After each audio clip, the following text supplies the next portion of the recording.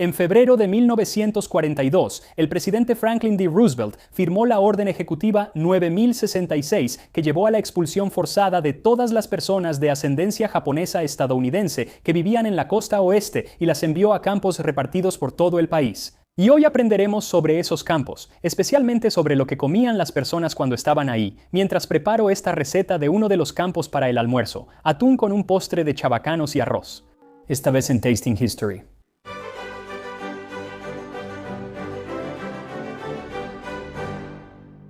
Así que antes de comenzar, quería dar un enorme agradecimiento a Jorge Takei, famoso por Star Trek, por permitirme entrevistarlo para informar mejor este video. Él en realidad creció en uno de los campos de reclusión y como era un niño en el campo, pensó que era apropiado escribir un libro infantil sobre su experiencia llamado Mi Libertad Perdida, así que pondré un enlace a eso en la descripción. Ahora, aunque tanto Jorge como otros tenían historias fascinantes sobre la comida de los campos, tuve problemas para encontrar recetas reales de los campos hasta que encontré un periódico llamado el Topaz Times. Fue publicado por quienes estaban encarcelados en el centro de reubicación Topaz en Utah.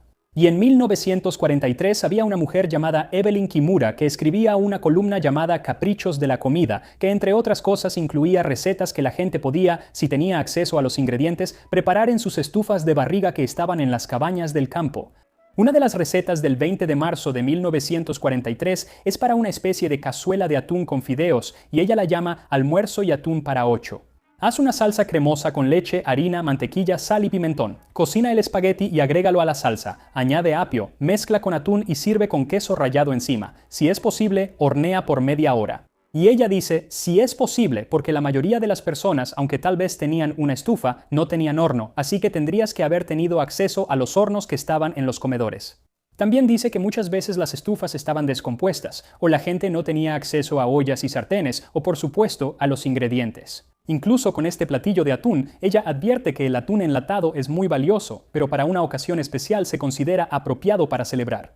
Así que para esta receta de celebración, lo que necesitarás es 2 tazas o 475 mililitros de leche, 2 cucharadas de harina, 2 cucharadas de mantequilla, 3/4 de cucharadita de sal, media cucharadita de pimentón, 1 libra o 450 gramos de espagueti, 2 tazas o 200 gramos de apio picado. Y ella dice que el apio debe estar cocido, así que yo lo herví durante unos 5 minutos.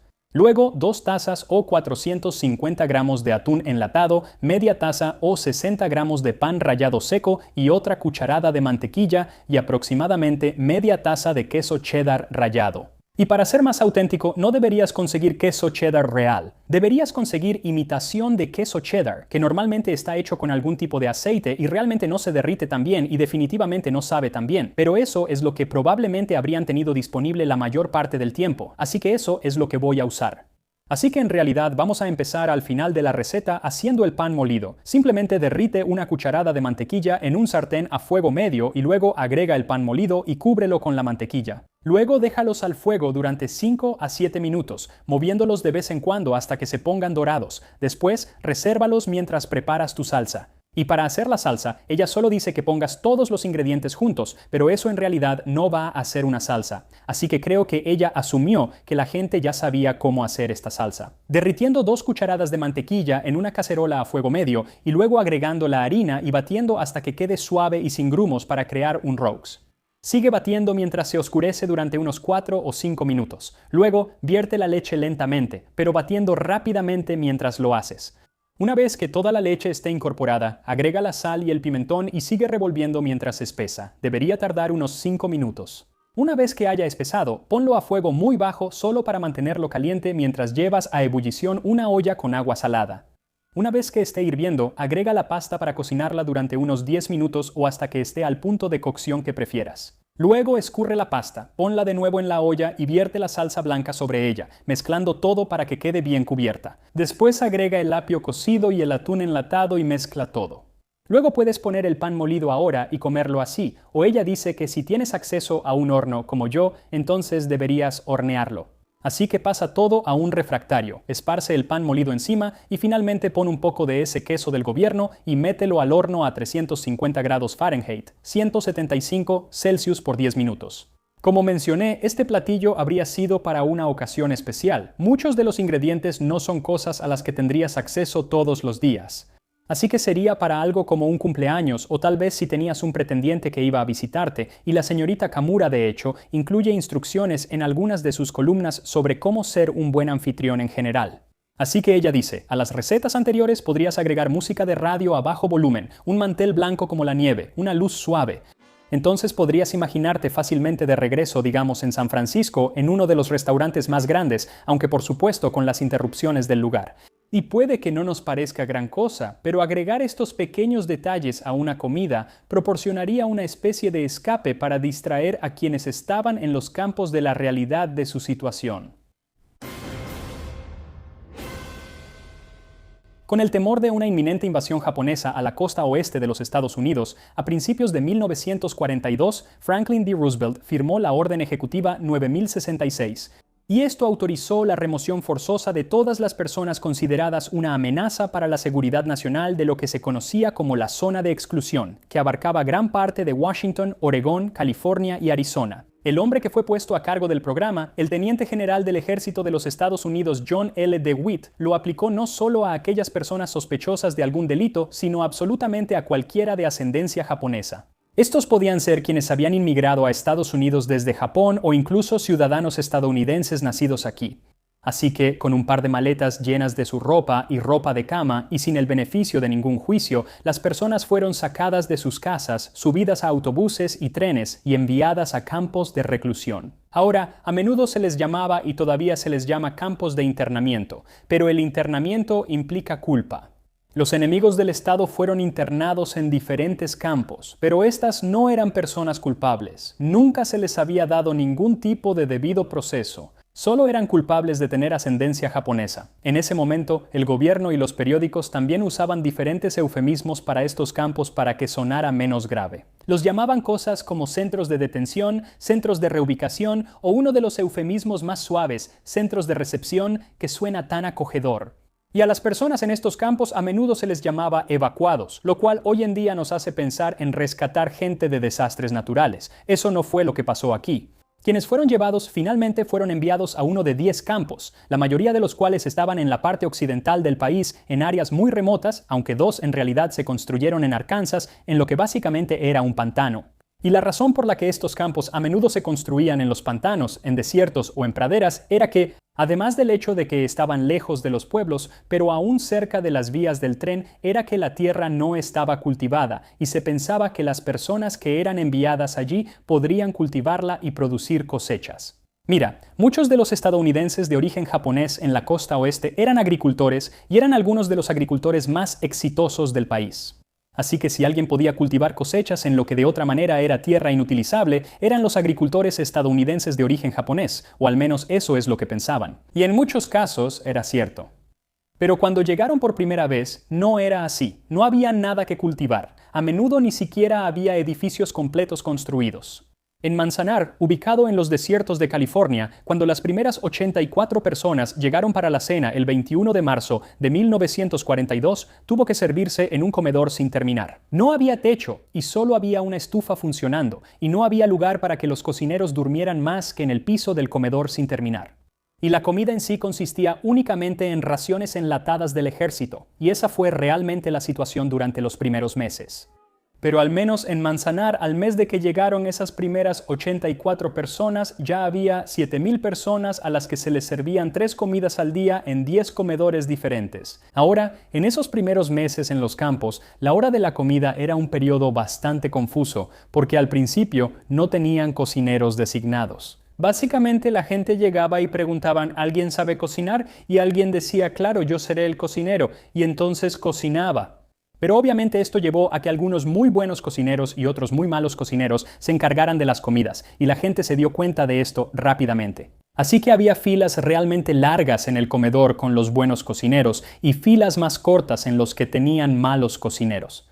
Pero sin importar la calidad del cocinero o de la comida, siempre había una fila. Cuando sonaba la campana de la cena, o en un caso en Santa Anita, cuando sonaba la barra de hierro que anunciaba la cena, la gente hacía fila a veces durante 1 hora o más para conseguir comida. La fila en el comedor de los buenos cocineros era obviamente mucho más larga y en Manzanar se volvió un problema tan grande que tuvieron que darles a todos tarjetas de comedor que asignaban a las personas con el comedor de su bloque. Así que si te tocaba uno de los malos cocineros, simplemente no tenías suerte. Pero para ser justos con los cocineros, todos tenían que cocinar con ingredientes de muy mala calidad muy seguido, especialmente al principio, que eran principalmente raciones sobrantes del ejército o ingredientes a los que no estaban acostumbrados, como la lengua de res. Una mujer que estuvo en uno de los campos recordó la lengua de res diciendo que tienes que hervirla o cocerla a fuego lento y quitarle la piel exterior con las pequeñas papilas gustativas. Los cocineros no hicieron eso. Cocinaron toda la lengua y la cortaron en rebanadas. Así que había toda esa piel en la lengua que comimos. También había muchos ingredientes que, aunque eran populares en la cocina estadounidense en ese momento, no eran tan populares en la cocina nipo-estadounidense en esa época. Así que los jóvenes, los Nisei o aquellos que nacieron en Estados Unidos encontraban cosas como las papas y el espagueti bastante normales. Pero la generación mayor, los Issei, a menudo encontraba estos alimentos bastante extraños. Ellos no cocinaban estas cosas en casa. Algunos de los alimentos más comunes de estos eran cosas como mantequilla de manzana, chucrut enlatado, pastel de carne, betabeles enlatados fríos con cebolla y mucho espagueti y papas. Con el tiempo, muchas de las papas fueron reemplazadas por arroz, al que la gente estaba acostumbrada, pero a menudo se preparaba de maneras poco familiares. Arroz con gelatina, arroz con catsup o arroz con fruta enlatada, como los chabacanos que de hecho voy a probar hoy como postre. También había mucho cordero y carnero, que era particularmente despreciado. En los campos, un cocinero recordó que nadie podía soportar el inconfundible aroma del cordero. Aprendí a disfrazarlo friendo profundamente el cordero para borrar el aroma y presentarlo como cerdo agridulce, pero se las arreglaban con lo que tenían. Y esto en realidad llevó a la creación de varios platillos que permanecieron como parte de la cocina nipoamericana, al menos en parte, después de la guerra. Probablemente el más famoso era algo llamado Winnie Royale, que eran salchichas o salchichas de Viena en un platillo de huevos y cebollas, y por lo general salsa de soya si tenían. No estoy seguro de por qué esto siguió siendo parte de la cocina incluso después de la guerra. No me suena particularmente delicioso, pero así fue. Es especialmente extraño porque parecía que no les gustaban las salchichas en los campos. No es que no les gustaran las salchichas en absoluto, o sea, a todos les gusta una salchicha, pero era el hecho de que siempre estaban presentes en las diferentes comidas. Eso y el spam siempre estaban en el menú. En 1942, antes de la celebración del 4 de julio, el Manzanar Free Press, el periódico del campo, advirtió que para la próxima semana dudamos que quede un solo hombre físicamente apto en Manzanar que pueda mirar una salchicha a los ojos sin estremecerse. Ahora, aunque estos ingredientes en su mayoría secos, enlatados y procesados nunca desaparecieron de la dieta en los campos, en cuanto tuvieron sus jardines o en muchos casos granjas completas en funcionamiento, la dieta se volvió menos monótona. Verán, durante la guerra, a todos en Estados Unidos se les animaba a plantar un jardín de la Victoria para ayudar a aliviar parte de la carga sobre el suministro de alimentos. La mayoría de las personas tenía estos jardines en sus casas o en sus vecindarios y cultivaban suficientes verduras y frutas para complementar su propia dieta. Y no fue diferente en los campos de reclusión, excepto que en algunos, como Corazón de la Montaña en Wyoming y Manzanar en California, tenían la capacidad de iniciar granjas completas que producían mucho más de lo necesario para alimentar a la población del campo. Por ejemplo, Manzanar tenía 440 acres de campos cultivados, además de huertos con 400 perales y 600 manzanos. Algunas verduras y frutas, como la sandía, el repollo y los nabos, tenían tal excedente que pudieron enviarlas a otros campos. Y tenían tantas zanahorias y chiles que pudieron venderlos en el mercado abierto al público. Además de los campos y huertos, tenían colmenas que producían miel, un rancho de pollos, sótanos para almacenar raíces y una granja de cerdos. Cada mañana, la comida llegaba a los diferentes comedores, se preparaba y luego, 2 veces al día, la basura de la comida se llevaba de regreso a la granja de cerdos, donde el capataz decía que esta basura resultaba ser un excelente alimento para los cerdos, mucho mejor que la que se encontraba en la basura de la ciudad. Y en las granjas empleaban diferentes animales, por ejemplo, para mantener baja la población de conejos. Tenían huskies y galgos y también tenían mulas para hacer parte del trabajo más pesado. Y el Manzanar Free Press habla con bastante picardía sobre la introducción de algunas de estas mulas en una de las granjas. Nuevos evacuados del condado de Los Ángeles llegaron a Manzanar el miércoles. 12 mulas japonesas, incluyendo a Jiro, Saburo y otras que solo responden a órdenes en japonés, fueron traídas para usarse en la granja local. Con el tiempo, en algunos de los campos, algunas de las personas más creativas encontraron formas de producir ingredientes japoneses reales, cosas como miso, tofu, salsa de soya y diferentes verduras encurtidas. El único ingrediente japonés que no tenían era el sake, al menos oficialmente, porque no se permitía el alcohol en los campos. Pero algo que he aprendido después de estudiar la historia de la comida es que donde hay humanos, hay alcohol. Hay una entrada de diario de un adolescente en Heart Mountain donde habla sobre cómo debería haber estado dormido, pero se quedó despierto porque papá, mamá y Frank están hablando de nuestro vecino de al lado que fue encarcelado esta noche. Lo atraparon haciendo sake en el comedor, pero a menos que lo hicieras tú mismo, no había alcohol. Y una de las razones era mantener a la gente en orden, pero otra razón era por el costo. La cantidad ideal de dinero que se gastaba era de 45 centavos por día por persona. Eso equivale a como $7 por día por persona hoy en comida. Así que los campos realmente tenían que volverse al menos parcialmente autosuficientes. Pero incluso con el cultivo de diferentes ingredientes y todo eso, siempre había grandes escaseces. Escasez temporal de leche. Todos los permisos antiguos de leche han sido cancelados. La leche estará disponible para los bebés y solo para aquellos que reciban la aprobación de los doctores o de la dietista principal, la señora Williams. Una de las escaseces más problemáticas en Manzanar ocurrió en 1944 cuando hubo una escasez de arroz. Y no fue porque no tuvieran suficiente arroz, sino porque simplemente estaban usando más de lo habitual. La población en realidad había disminuido un 20% y aún así su consumo de arroz había aumentado un 20%. Y una posibilidad de por qué esto pudo haber pasado era el mochi. Verán, la escasez se notó en enero de 1944, solo unas semanas después del Mochitsuki. Este es un periodo en el que se hace mochi en los días previos al Año Nuevo japonés. El mochi, por supuesto, se hace golpeando arroz al vapor hasta que se vuelve como gelatinoso y puedes formar estas bolitas de mochi con él. Y George Takei en realidad me contó que una de las historias que él recordaba muy bien y que tenía que ver con la comida era que recordaba que un tronco de árbol fue ahuecado para que quedara como un tazón en la parte superior y ahí ponían arroz al vapor.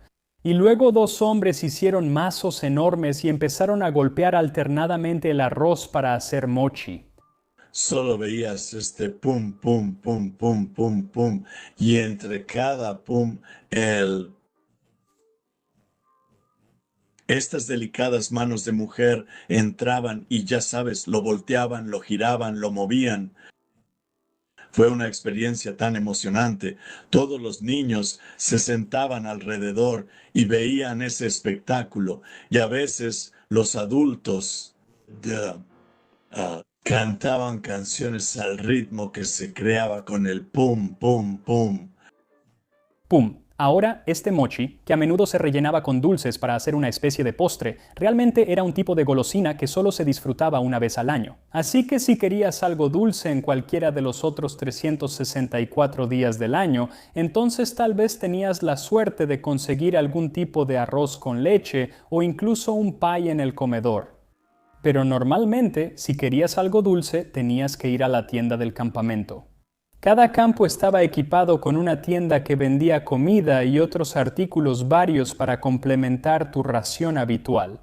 Un artículo común eran las Cracker Jacks, pero también tenían jarabe para preparar refrescos, bisquick, tamal, papel encerado, cereza embotellada, pollo embotellado, aceitunas, Ovaltine, pasta para sándwich, espárragos, atún enlatado, jugo de manzana, Kool-Aid, sardinas enlatadas, manteca, Crisco, pastel de ternera, salchicha de Viena, jamón y carne endiablados y patas de cerdo. Y esos artículos en la cantina definitivamente eran artículos de lujo porque tenías que pagarlos. Y la gente no tenía mucho dinero porque los trabajos que tenían no pagaban tan bien. Había trabajos de todo tipo en los campos. Había de todo, desde maestros hasta doctores, cocineros, constructores, todo tipo de cosas. Personas limpiando, pero normalmente pagaban como $14 a $18 al mes, lo cual era aproximadamente una quinta parte del salario promedio en Estados Unidos en ese tiempo. Así que si querías Cracker Jacks o patas de cerdo, realmente tenías que pagar extra porque eso no iba a ser parte de tu ración diaria. Y sí tenían que seguir el racionamiento que todos los demás en el país seguían en ese momento, aunque había rumores circulando de que ese no era el caso.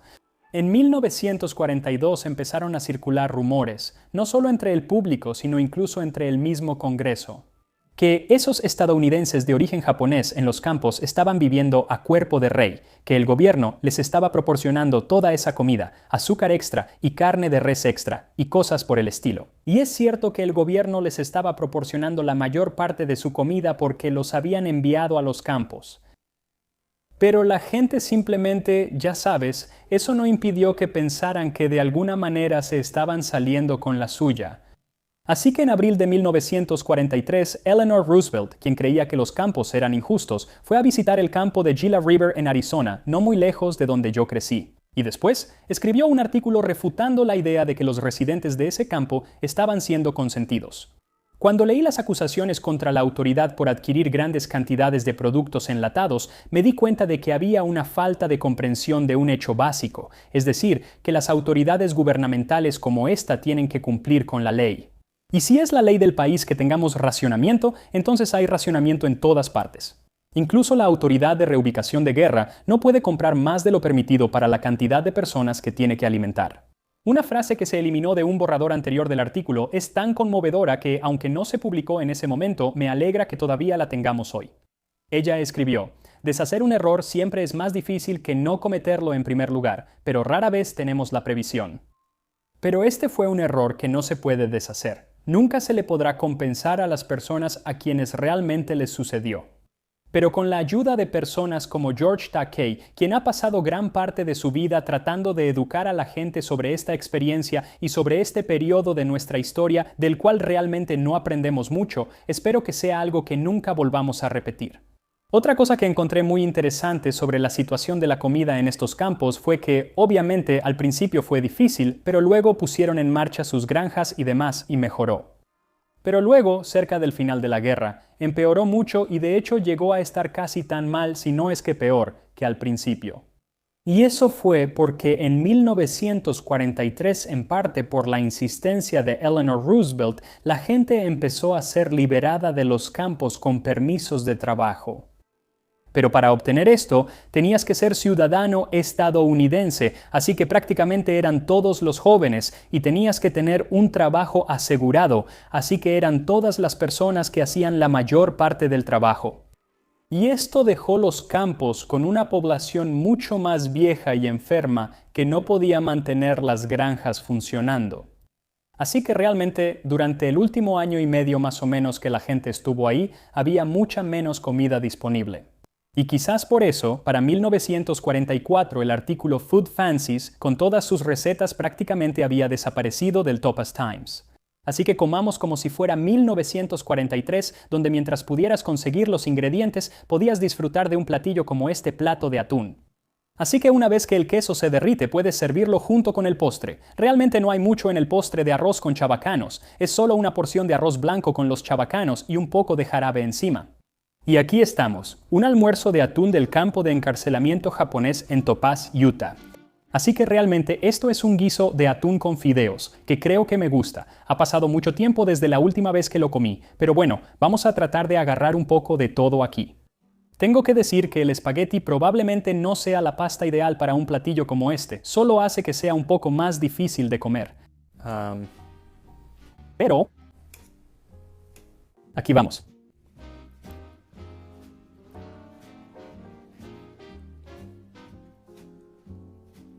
Es un guiso de atún con fideos. O sea, ¿hay algo realmente sobresaliente en él? No, pero no está mal. Yo le pondría más paprika, creo, para la cantidad de otros ingredientes. Necesitas más pimentón si quieres que tenga algo de ese sabor. Podrías usar un poco más de eso, tal vez solo un poco más de especias en general, pero no está mal. Creo que la textura crujiente de las migas de pan es un buen detalle, al igual que la textura ligeramente crujiente del apio. No lo hiervas demasiado tiempo hasta que se vuelva papilla porque entonces ya no tiene textura. Déjame probar un poco de este albaricoque con arroz. Es una combinación algo extraña.